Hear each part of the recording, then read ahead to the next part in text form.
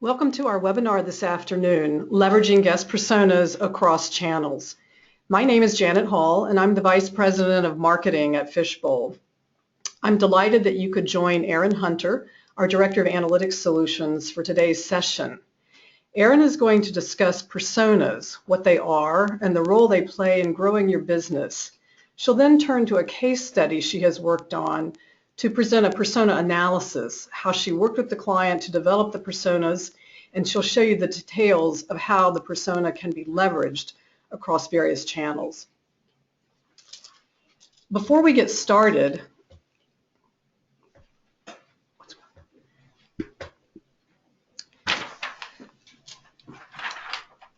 I want to share some exciting Fishbowl news in case you haven't already heard. We've just acquired Clip Technologies, a retail marketing automation firm. It's Silicon-based Valley firm, and we're very excited to have them with us. If you haven't read our press release yet, I urge you to go to fishbowl.com later on and take a look. We'll be adding more to the story in the coming weeks. Now back to the webinar. You can see Erin's bio on the screen. She's responsible for delivering analytics solutions to Fishbowl clients, and she is particularly an expert in developing personas and helping clients identify their target guests and then develop strategies for increasing their spend. Just a quick word about the format. Feel free to submit questions anytime. Erin will answer them as she can. If she can't get to them while she's presenting, then she'll address them at the end of the remarks. Thank you so much for joining us. And now I'll turn this over to Erin. Thanks, Janet. Good afternoon and happy December. By this point in the year, you're either feverishly working on your budgets or you've already submitted them. Either way, today's discussion can help you think through which channels support your targeted segmentation goals and help you better allocate your channel dollars. We'll start by level setting on what a persona is, why it's so important to grow your traffic and acquire new guests, and finally we'll discuss how the insights we see can be leveraged across various channels to effectively reach your target. So what is a persona? We often throw around words like segments and clusters, but what exactly is a persona and how is it different? A persona is developed by taking all of your existing data points and assigning like attributes of your guests to create a realistic person. It allows us as marketers to paint a picture of a user based on things like what their preferences are, how do they use your brand, where do they live, whether or not they have children, what do they do online. The options are really tailored on the data that you have and what data you can source. We see clients with all kinds of varying data points. Typically, the data that we get falls under one of four categories. The first being information that your guests have opted in or have opted to share with you, or you've collected from your guest. So think in terms of enrollment across your channels, like email, apps, and social properties. Perhaps you've run a sweepstakes, or your guests are transacting with you through a loyalty program or online ordering. It's basically a known exchange of data between you and the guest. And with this comes some level of expectation from the guest. Like a loyalty reward, confirmation email if they're buying online, or special event updates through email, mobile, or the social channel. Another popular data source is third-party data appending. Data appending is a marketing practice that involves taking known guest data, like a first name and a last name, and matching against a third-party data warehouse. This is typically sourced through credit reporting agencies like TransUnion or Equifax. This allows us to obtain further data points like the guest's age and gender, the presence of children in the household. It also provides insights on behavior like what mediums they tend to consume most, how they tend to spend their time, what the household income is, and whether or not they're working or retired. Third-party data appends is a multidimensional view using your guest's individual and household information. One of the more widely available data sources is transactional and payment data, and they're really two distinct things here. Transactional data is also called TLD, or transactional log detail, and it's typically from your POS.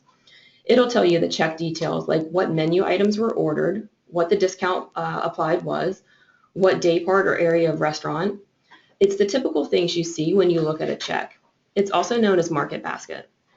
Payment data, which is different, allows you to connect to the guest. It's also captured at the POS, though the level of collection varies by client and payment provider.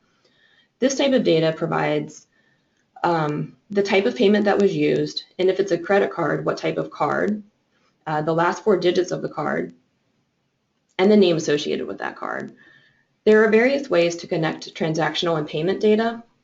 Some of these examples would be reservation data, mobile payment, or app usage, or even loyalty usage. And the last type of data source that we typically see is survey response data. Surveying both your member and non-member base can be a great layer of insight, particularly when you're missing any of the prior data sources that we've just talked about. By asking a panel what they like and dislike, where they dine and how often, and how much they spend, we can begin to understand specific drivers of consideration. So is a locale menu something that will really resonate with a group? Do they come to you because your location is convenient, or do they crave a specific dish that you offer? We can also begin to understand at a deeper level who your real competitor is and how that can vary by location. And while stated frequency can sometimes be overstated, we can weigh the responses to accurately gauge high, medium, and low users. Survey data can really provide a lot of valuable information, particularly when it's used for both member and non-members. So as you can see here, this is a list that you're probably familiar with, and you likely have access to some of this data already. So now let's explore how these input sources develop into a realistic person. At Fishbowl, we work with our clients to uncover all available data, and where necessary, we work with clients to source additional data to fill in the gaps in an effort to create the most defined outcome possible. For the first step here on the left, highlighted in red, if you think back to the previous slide, we combine all of your available data, so the attributes that you collect or you have access to, which is typically what we call your first-party data. This is your eClub, your app and loyalty users, your POS data. We then layer on any third-party data that has been sourced. This is typically the individual and household attributes like age and gender, whether or not they have kids and live in the suburbs, or if they're retired and live in the city, for example. You may already have some of this data, but if not, we can work with you to source what you don't have. We combine all of these attributes, as you see here in the middle of the screen, combine the attributes of the users and apply a proprietary modeling. This is where our skilled data science team creates algorithms and uses machine learning as a method of analyzing patterns. This is particularly useful when there's a very large number of variables. Then the modeling creates natural groupings among guests based on similarities with each other and differences with other groups. So we don't go into this with a hypothesis of who your guest is. This approach is really a non-biased output of who your guests truly are. This outcome then creates a group of like guests, which is what we're calling here personas, and they represent a statistically significant group of your total guest population. This helps you better attract and market to your core guests that are so valuable. We typically see that these personas differ in a few key ways. Mostly age and income, but where they are in their life cycle is key to understanding what attracts them to your brand.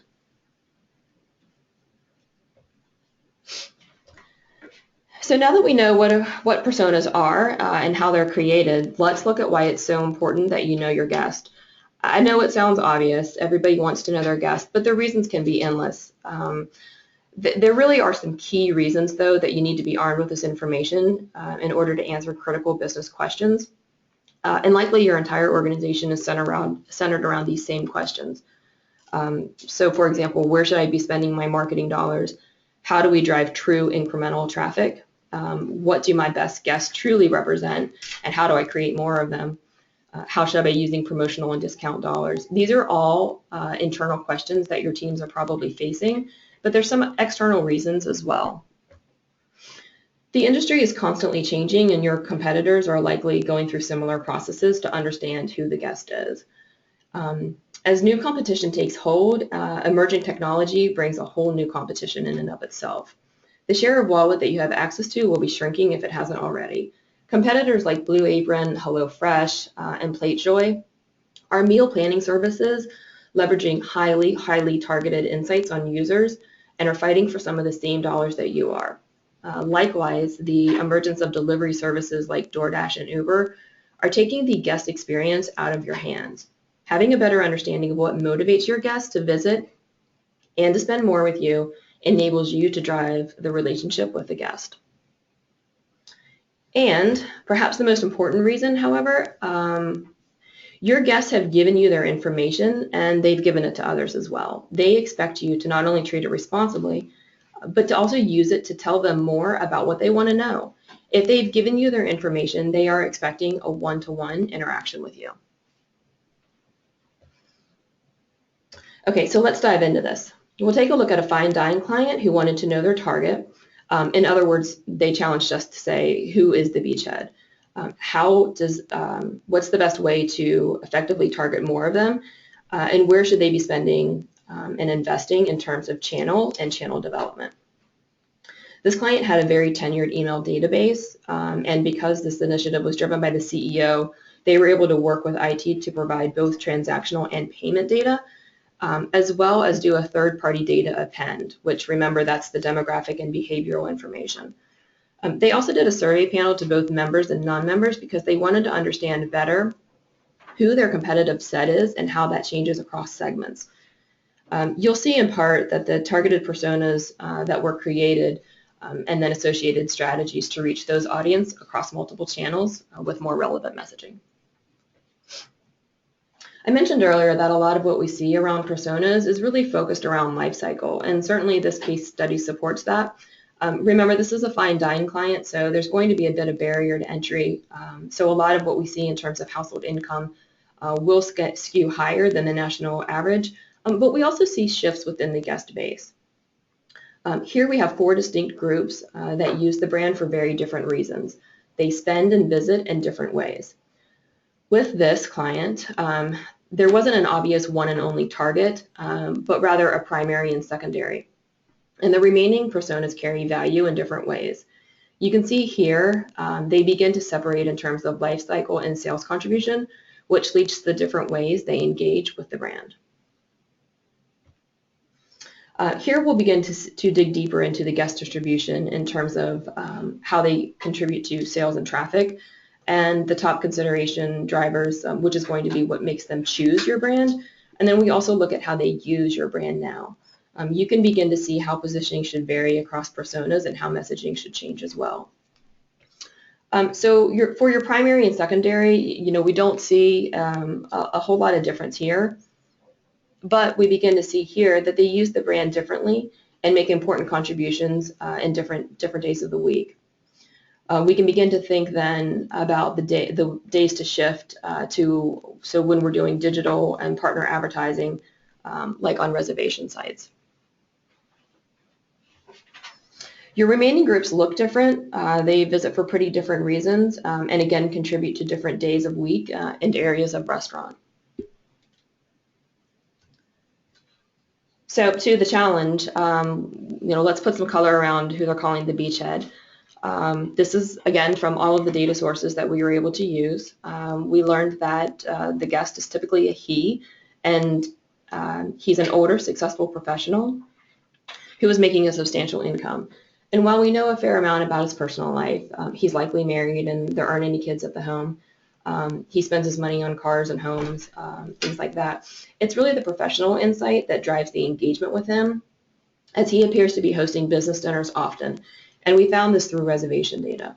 Knowing his gravitation for high-end, high quality, and exclusiveness, we can position the brand better when we talk about his interests like wine and gourmet foods. So by taking what we know about the busy executive, we begin to think through how positioning and messaging should change to be more relevant to him. So here you'll see that the left 2 columns represent what we learned from the persona development work. We already saw that high-end, high-quality exclusiveness register as a driver for him. So for targeting, focusing on best-in-class and quality ingredients is kind of a no-brainer, but focusing on the local store being able to create an amazing experience for him is something that the brand hadn't really considered in terms of one of the key drivers. For the primary guest here, it will be important to de-emphasize the chain concept and create a one-to-one experience. And thinking about how he's using the brand, again, he's mostly entertaining when he's at the restaurant, so the one-to-one personal touch will play well with him. He's trying to exude quality and sophistication to his dinner guests, so that's what the brand will emulate to him. Now we shift into actual shopping and media habits. The shopping habits tell us that he tends to frequent high-end brands, and this gives us an idea into, the different characteristics that those brands have in common with the client. Here, the presence of high-end retail, I think, supports the theme of quality, not price. In terms of digital marketing and understanding not only how to reach him, but how to acquire more people like him, this brand will consider digital partners that effectively target him online through travel and financial sites, large national news sites, sites like the Wall Street Journal, and then when he's on social, he's likely to be found on LinkedIn and review sites like TripAdvisor, which again reflects his interest in travel. So for TV and radio, this presented a bit of a change for our client. They had been buying expensive network evening news, and we're seeing that due to his work and his media behavior, he's not watching the evening news, and he's certainly not watching it live. So given his propensity to watch on-demand television and his likelihood to have an Apple TV, they'll be testing network pre-roll, and they'll be testing other buys to focus more on sporting events at the local cable level, given the likelihood that he subscribes to sports networks and is likely watching it live and isn't fast forwarding through the commercials.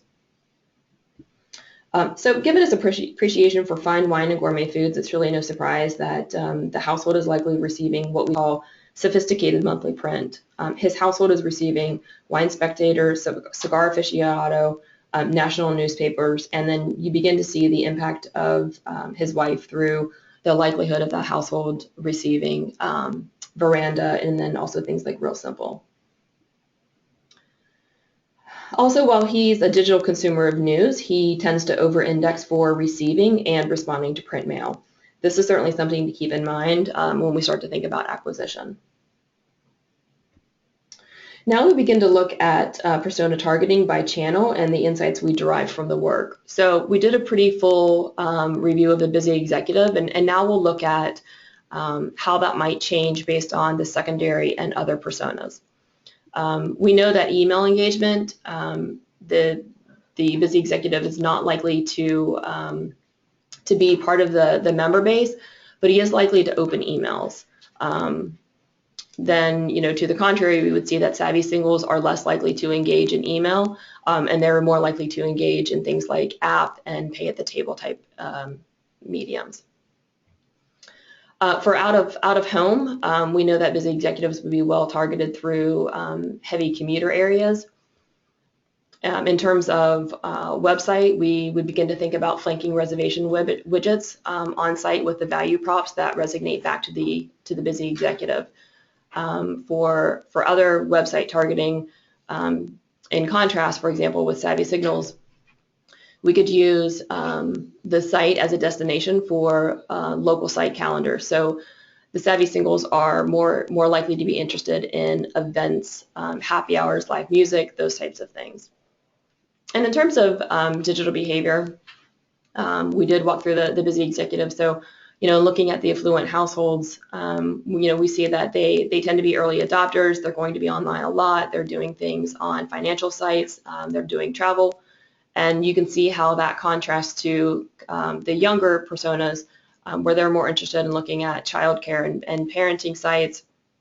They're doing some online gaming and then also doing a lot of shopping.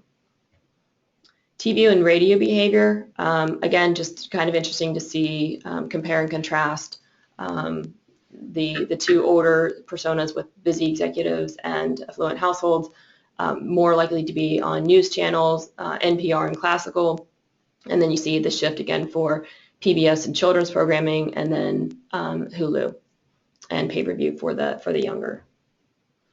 In terms of print behavior, probably not too surprising here. The order categories are going to over-index for mail, print, and DM, and then you begin to look at the younger groups, and they're going to be more likely to be reading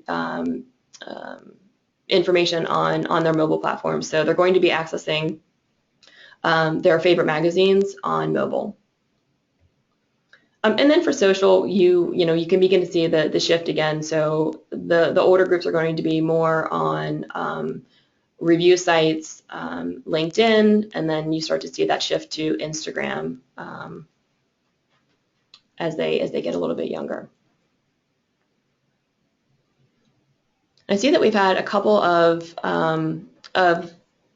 questions come through, so why don't we go ahead and take some questions? Let me ask some questions here, Erin. So the first one is about where the internal data comes from, the sources like POS. What else could you summarize for us in terms of the sources of data? So internal sources, there's really, it's all going to be client specific, client dependent. Anytime that somebody has signed up for an email or a communication, anytime you've done any type of loyalty program where you've asked and received information from your guests, internal data is going to be that you've sourced and that the client has, or the customer has given to you. Great, thank you. Now the second question is also about data sources, and it's the number of them. And this question, the person says, I don't have that many data sources and our IT team is pretty small. So how do you get around that challenge? Certainly, we actually see that quite a bit. A lot of our clients do have a bit of challenge in pulling together the various sources of the data. So it's something that we're used to working with. Our team here helps to source as much of the data as possible. Really what we're looking to do is just understand all of the different ways that customer data flows into the client, and then we can work with those vendors to secure that data on a regular, ongoing basis. And what that enables to do, it enables us to populate all of these different attributes on the guest to then go and work on the persona projects. And then Erin, here's another question. How do you know that the number of guests presented in a persona is representative of the full population? Yeah, absolutely. That's a great question. So for the append process, we take a random sample and we check for even distribution across all stores, and we look at tenure on the member and non-member level. And really based on both the member and non-member population, we ensure that the sample size that is returned through the persona project passes statistical significance calculations. Great, thank you very much. I don't think we have any more questions, so we're going to give you back the rest of your afternoon. Thank you very much for joining us. We look forward to seeing you at a webinar again in our Fishbowl series, which will begin after the new year. So we wish you happy holidays in advance and look forward to next year. Thank you so much.